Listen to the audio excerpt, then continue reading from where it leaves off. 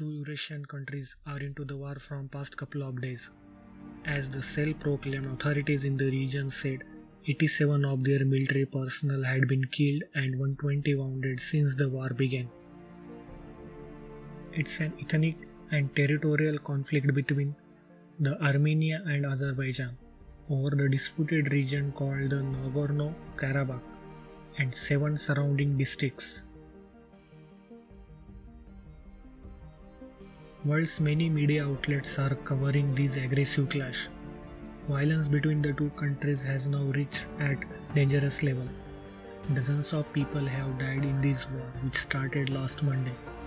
According to officials, after the army killed 26 people, the total number of dead has crossed 80.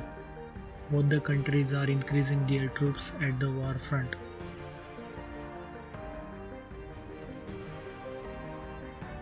Armenia accuses Azerbaijan of using long-range weaponry in the disputed region and threatens to reciprocate, raising concerns that fighting could spread to the territories of both the countries.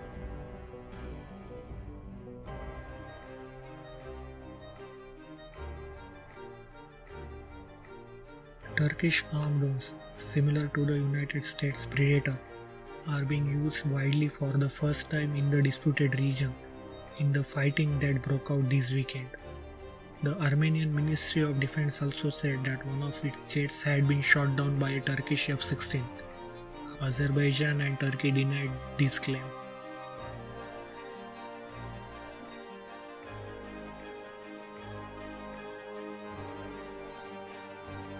The conflict has a long history. In 1920, around March-April, there was a short war between Azerbaijan and Armenia for Nagorno-Karabakh. The Armenian forces started the attack, but an attempted attack on the Azerbaijan failed because of poor coordination. In response, Azerbaijan forces burned the Armenian city and killed large part of population.